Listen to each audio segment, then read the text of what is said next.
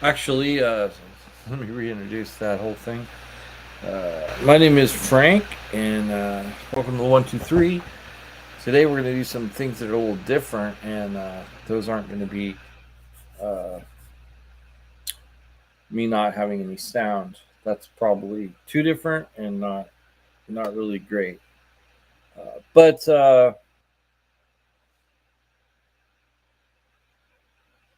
today, I'm going to talk about all the different wrestling and what happened this week. And first, I want to say that we're concerned about Jerry the King Lawler. He during the time, this is the same year as not same year. Sorry, this is um, very close to when he had his heart attack on Raw. It's been said that he has had a stroke and is in the hospital.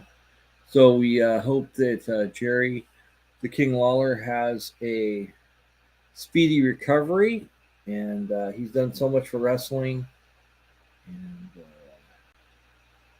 really concerned about him.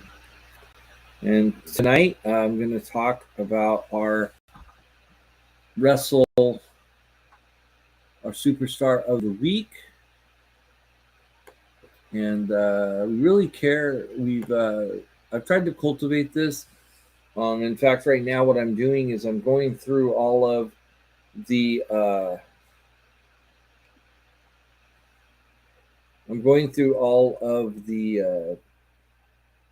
radio plays right now to determine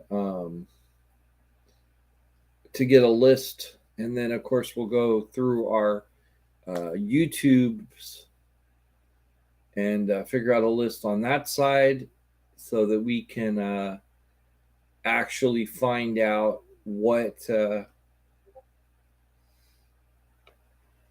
wrestlers have been gone through, because I want to come up with a comprehensive, complimentary uh, group of wrestlers, and just kind of clean up the edges on that, because it's a thing that I like to offer to all of the people that come and watch the 123. But today we are going to be talking about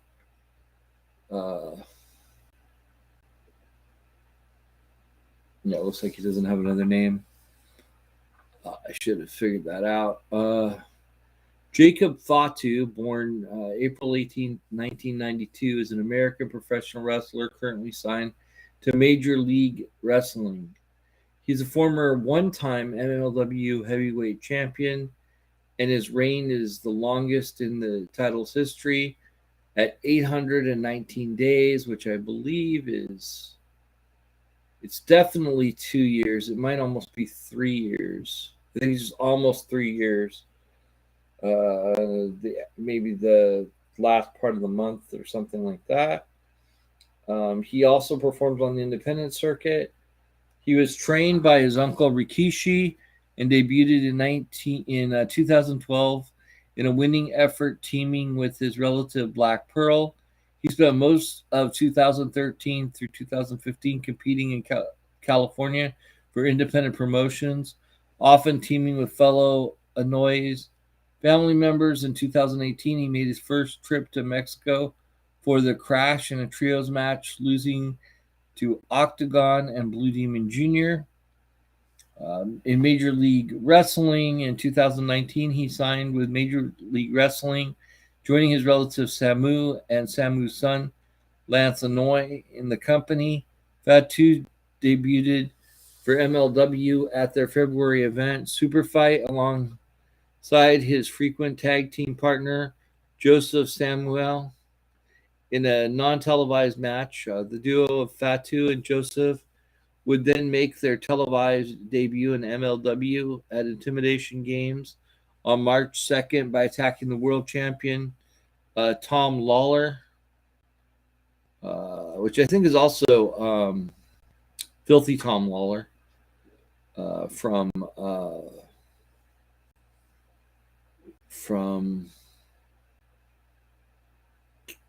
wow, I can't think of the name of the program right now.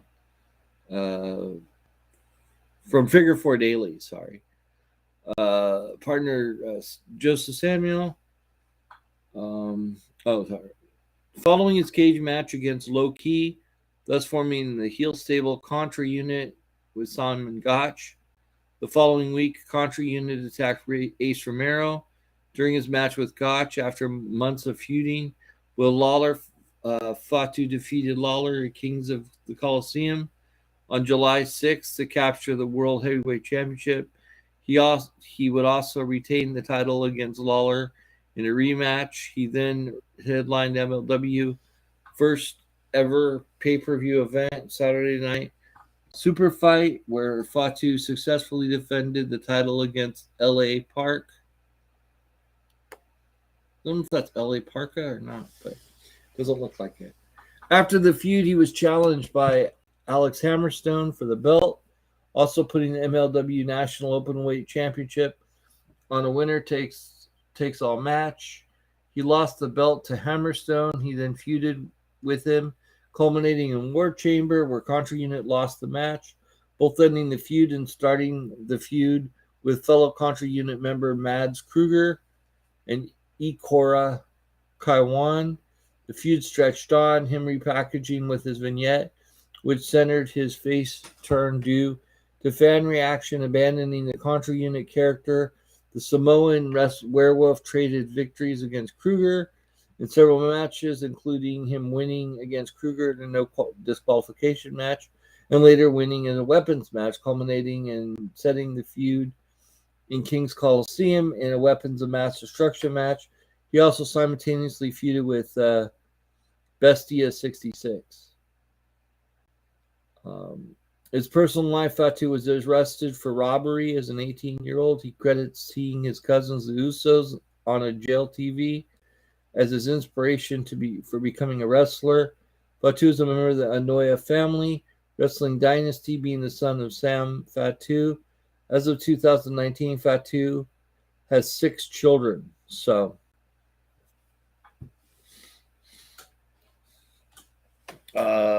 And the reason I wanted to talk about that I went with Jacob Fatu today is because he is a wrestler who is involved in MLW. And MLW, like I had mentioned last week, is going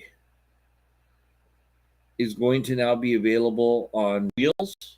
So actually on national TV, or maybe it's just syndicated TV. I'm not sure how many people have Reels on their description. See, someone's in the chat room. Do you have Reels? Just curious.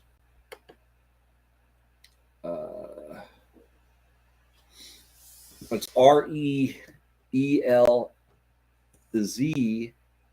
So it's like a movie channel, but they kind of have a lot of documentaries on them now. But so tonight at 10 o'clock Eastern is the first showing of MLW.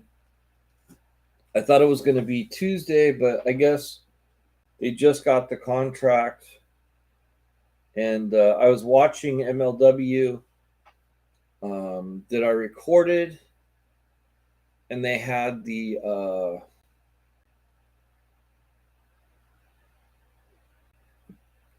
Wrestling Riot, which had 40 entrants, and the rules aren't over the rope like the Royal Rumble, but they're actually either by submission or tap out. So that was interesting to watch. MLW stands for Major League Wrestling, and it's of course where MJF, Maxwell Jacob Friedman, came from, and a lot of time I've been listening to Jim Cornette, and he always talks about Jacob Fatu, so I thought I would discuss that. Now, next, I wanted to discuss the basically what happened last week. Basically, just kind of the highlights. Um, First, we had actually, was that this week or next week? Let me check here. What we had last week. I'm not even sure if I watched it. I thought I had, but let me check. The AEW match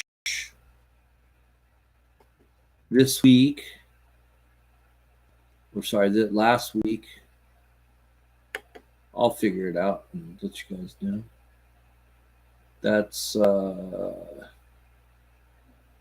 That's gonna be that's this week coming up, which we will discuss.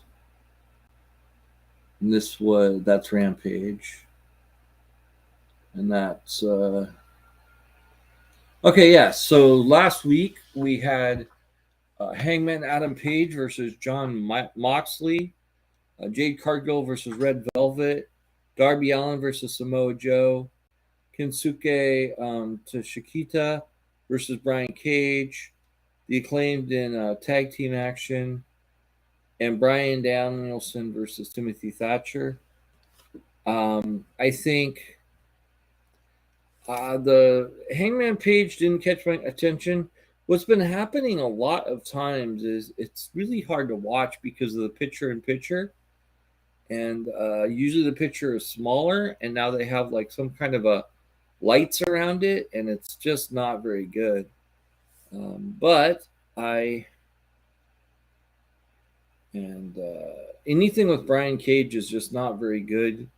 Unfortunately, Hangman versus Adam Page or John Moxley, I would say it was interesting because one of them wanted to give one a concussion and the other one didn't, and so it didn't really end up being. They wanted it to be like this creepy grudge match, but one was kind of holding back, so I don't know how that really felt. Then we had the Acclaim. I don't remember who they were fighting, but then the Guns came out and challenged the Acclaim for a title shot, that they wanted a chance at a title shot, which would mean the next time they're in action, it'll be the Guns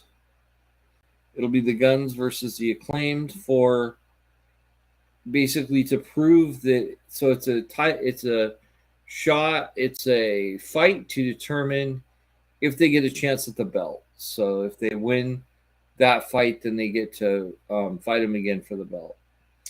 So that was interesting. Basically, after the Guns called Billy Gunn for being at the bottom of a bottle of drugs, he decided to make the match, which put the Acclaimed at ill ease. Then we had Bryan Danielson versus Timothy Thatcher, which was a really good match, pretty solid. Both of them are really good workers. Timothy Thatcher just looks like a real mean SOB. Then we had Darby Allin versus Samoa Joe. I liked some of the things where Samoa Joe was ripping off Darby Allin's tack jacket, which was just like a jacket full of tacks. And he's kind of ripped them off. They were fighting all over the place. I think that it could have been toned down a bit, and that might have been actually a little bit better in some ways.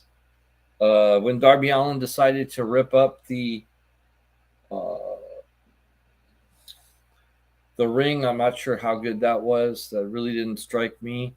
But it still was probably the match of the night, or the match that I really, really sat there and watched, was Darby Allin versus Samoa Joe. Samoa Joe is just this machine, and he ended up winning the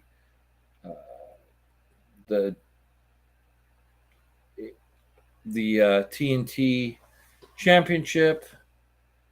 So he now still holds the ROH TV Championship and the TNT Championship. So definitely, it's almost a tie between Bryan Danielson and Timothy Thatcher. I just didn't get as much of a chance to see Bryan Danielson versus Timothy Thatcher because I think they had more picture in picture. And maybe I'm wrong about that, but that's what it felt like. So that's how Dynamite went.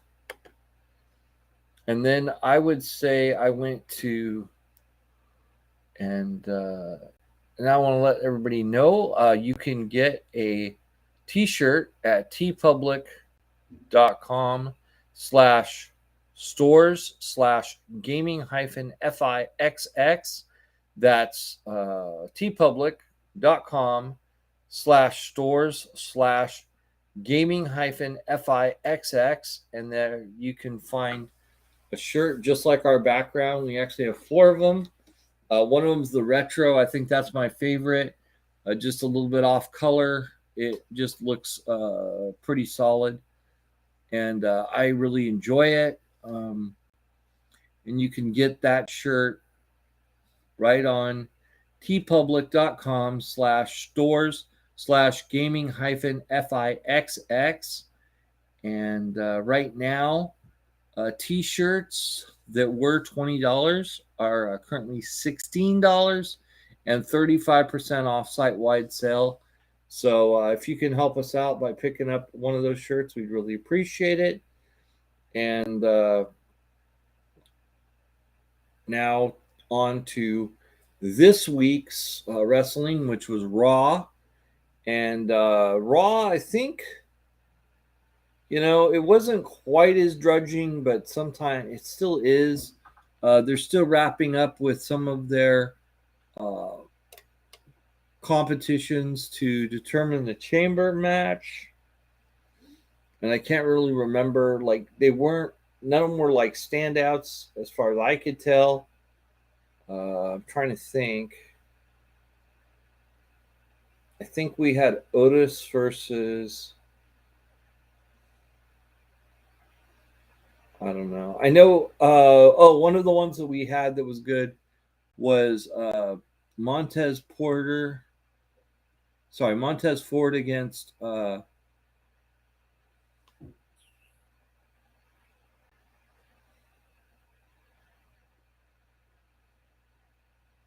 me see if I can get those results because I just can't. I think it's just the amount of time that you're watching Raw. It's so long. Let me see the Raw results though. Just as a little guide. And that was the 6th. Yeah, that's probably right.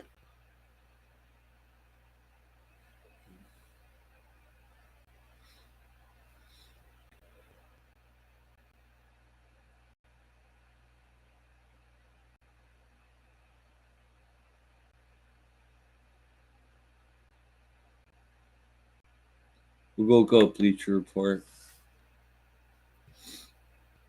And it won't take long because I do remember some of them. But we had... first we had Angela Dawkins versus Damian Priest. And the winner on that one was Damian Priest.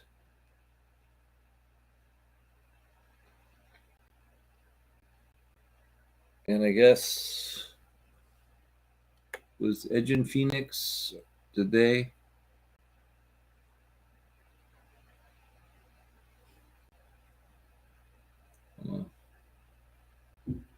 Then we had Ford versus Dominic Mysterio.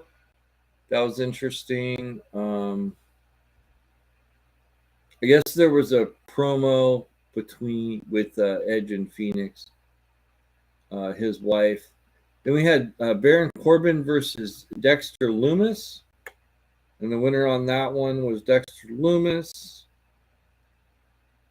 Then we had Carmella versus Piper Niven versus Mia Yim versus Candice LeRae for the last spot. and it ended up being Carmella, which I've never been that impressed with Carmella. I think the only time I was like thought she was kind of pretty stellar was when she was placed with R-Truth. Then we had Alpha Academy versus Shelton Benjamin and Cedric Alexander, and that was for this is just a normal. This is a tag team match. Then we Asuka versus Chelsea Green. Chelsea Green lost to Asuka, and it didn't even look close. Then we had Elias versus Montez Ford. This match was good, but it was only good because of Elias, not because of. I mean, it was only good because. Wow, I said that completely opposite. It was totally because of Montez Ford being a really good competitor. Then we had Cody Rhodes delivering a promo about his upcoming WrestleMania match, and this was with Paul Heyman. Really solid match, a really solid promos. Rhodes complimented Heyman about giving his father a job, and then Paul Heyman basically made it clear that his father had worked hard to get Becky Lynch ready and all these other superstars, including Roman Reigns. And the last statement was that Roman Reigns was the son, was like to Dusty Rhodes, the son that he had never had. So that was a low blow to Cody, and Cody looked like he was going to attack him, but then ended up saying that he wasn't going to attack him, but he was going to make Roman Reigns pay and take all of his belts. So that was Raw. And now we are just going to talk about should be the preview, I guess, for AEW then. Now. And then everybody can take a look. I don't know what's going on tonight on MLW, so I'm not really discussing it just because I honestly don't know.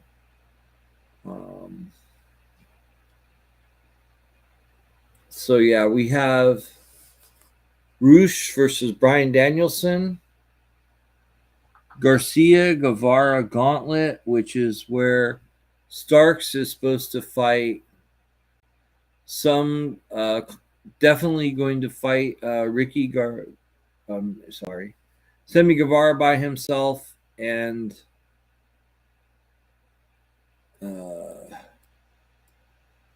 Garcia by himself, and then either Danny Magic or Cool Hand are going to then end up going against him. And if he gets through all that, then he'll have the opportunity to fight Jericho. I don't think that's going to be the same night. It's possible, but I don't think so. Then we're going to get the Elite versus Top Flight and AR Fox. Then we're going to be getting the Acclaimed versus the Guns. Jamie Hayter versus the Bunny. And MJF versus Konosuke Takeshita. And that's going to be right after this program in 30 minutes of this program. So you should definitely check that out. And definitely give that a look. And now we're ahead. It's funny because we were kind of worried about time, and now I'm a little ahead of time. Trying to think. Oh, I guess we could talk about. We'll talk about what was on Rampage last week. The last Rampage was the Elite versus Ethan Page, Matt Hardy. That's interesting. That was cool, but I just was. The Elite versus Ethan Page versus Matt Hardy, Isaiah Cassidy, Swerve Strickland versus Brian Pillman Jr., Roosh versus Christopher Daniels. That match was really good. I saw a little bit of it. Pretty good. And Saraya and 20 Stone in tag team action against who I don't know. And that was pretty decent. As far as the SmackDown results go, I will go, if I start the SmackDown results, I will finish them. And then that will be the end of the show. The SmackDown results for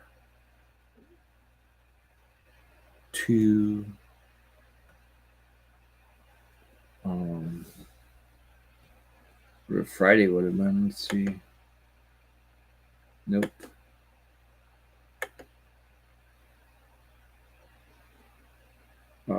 Looks like the 3rd. Yeah.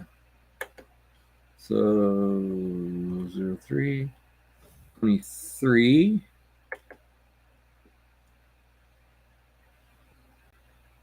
And this is from WrestleView or Wrestle Headline. We'll try Wrestle Headline. It's probably not that bad. I don't know. So first, it opens up with a look back at how Sami Zayn turned on the undisputed WWE Universal Champion. Then the Bloodline arrive, and Reigns and the undisputed WWE Tag Team Champion Jimmy Uso and Sikoa, and Paul Heyman. Braxton asks Reigns about the stats of Jey Uso, but Reigns and the others just keep walking. Heyman stops at Braxton and says, "That was such a cold-blooded question from such a warm-hearted lady, but at this time they cannot confirm or deny the stats of Jey and the Bloodline." Then we had a Contenders Tag Team Tournament Finals. Giovanni Vinci and Ludwig Kaiser versus Braun Strowman and Ricochet. Saw a little bit of that match. It was pretty one-sided. It definitely ended up with Ricochet and Strowman winning. Then we had the women's title match. Sonya Deville versus Charlotte Flair. There was some times where it looked like Sonya Deville was on top, but Charlotte Flair ended up winning that. Then we had the Brawling Brutes and the Viking Raiders. That was pretty cool. The Brawling Brutes are Ridge Holland and Butch. But then we also had Sheamus and the team of Sheamus and McIntyre coming out. The winners were the Viking Raiders. I don't know if it was by DQ. Doesn't look like it was. Then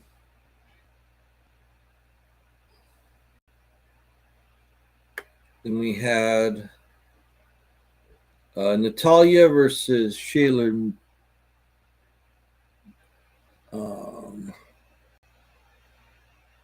So it was Natalya, Zelina Vega, and Shayna Baszler are out, and the bell rings, and Natalya attacks Baszler. Shotzi sends Vega to the floor.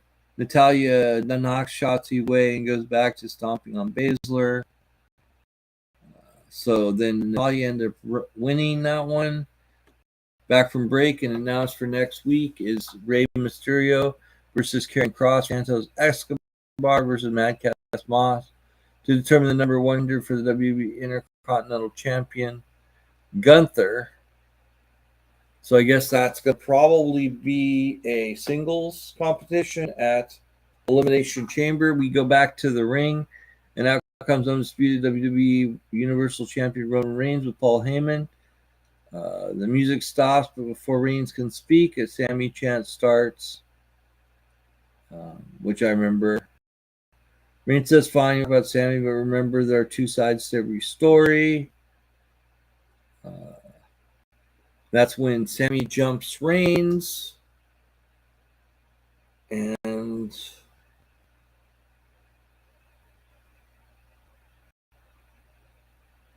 I thought there was. I guess there wasn't a save on that one.